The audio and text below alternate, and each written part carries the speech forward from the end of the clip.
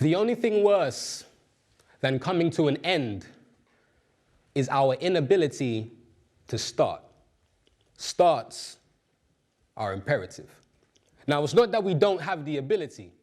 Ability isn't prejudice to potential, and I'm sure that we all have potential, all of us. So what is it? What stops us from starting to pursue our purpose in life? Obstacles.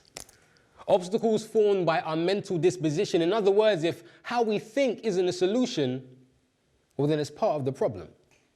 How we think, how we perceive, how we believe are all responsible. And I believe that where we are currently is the result of our beliefs. Now, when I say beliefs, I'm not talking about religion. See, religion is still something that people casually question. When I say beliefs, I'm talking about the thoughts we wouldn't even think about questioning. See, where we are currently, right, we enroll in a class where our beliefs are the lecturers. It's a class you can't miss. We think all the time. And if you're like me, you probably find yourself in the strandings of places, usually a toilet, thinking about thinking, which is really weird when you're trying to concentrate, but it's neither here nor there. The interesting thing about our beliefs being obstacles is that it's all in our heads. Think about it, it's all in our heads. In a sense, we're all crazy, but the educated type of crazy because we teach ourselves to think this way. And my crazy belief was, well, I felt though I was here to please other people, to make other people happy, which doesn't necessarily sound like a bad thing until you realize that you've made a martyr of your mentality and you convince yourself to be happy about it. And I believe that that was down to the fact that at a particular age, I pretty much didn't value myself. I didn't value myself. And I started thinking, if I please other people, well, that will become my measurement for self-value. So I kept on thinking, if the more I please you, the more value I will add to myself. That was my belief. That was what I thought my purpose was. But it was my obstacle. My first girlfriend, whose name was, in fact, let's not get her famous. My first girlfriend, my first girlfriend was the first female I thought I could prove I was perfect to. Now, I'm not saying I'm perfect because that could sound like I'm really arrogant. I'm not, on the contrary, but I knew if I could convince her, then I could convince myself. That was my logic. So I did all of these extravagant, extra romantic things that the average man probably wouldn't do. Ladies, I'm single. The average man wouldn't do. And I believe that making her happy was my priority. So I kept on thinking that the more happy I make, the more value I have, and I kept on making that priority my purpose. My parents, hi Mom, Mom's in the audience right now. My parents, in fact, I'll call her adopted parents in case she wants to change the locks when I get home. They do what most parents do. They believe they know what is best for their child. I'm not saying that they didn't. I believe them. And I wasn't really that much of a rebellious child when I was younger. I am now, hence the name Lionheart. But when I was younger, I pretty much followed suit. So whatever advice or decision they may have for me or my careers, I would listen and take it.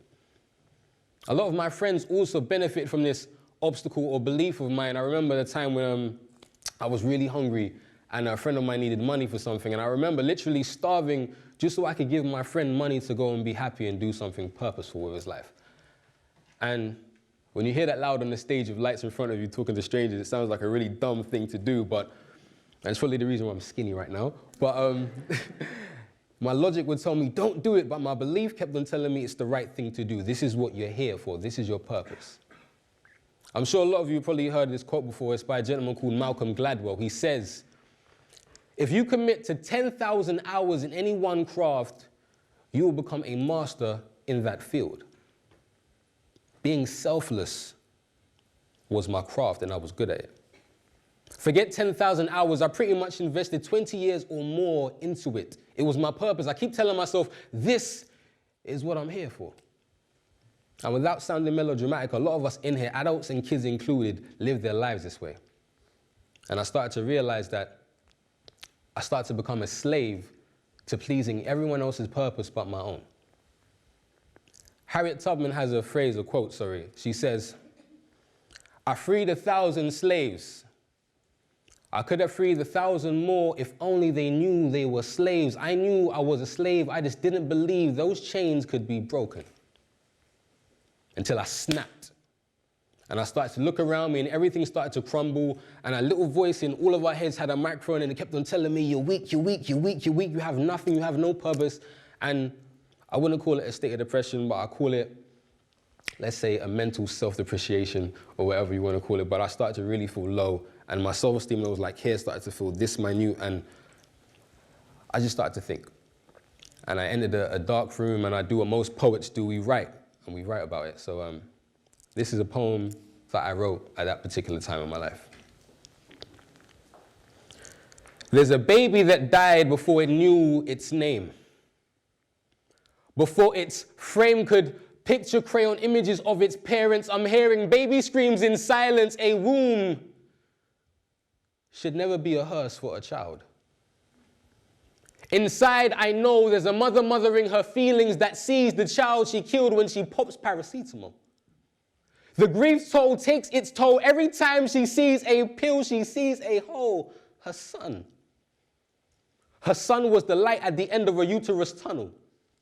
So when she sees the sun, it hurts her eyes because she experiences a different morning.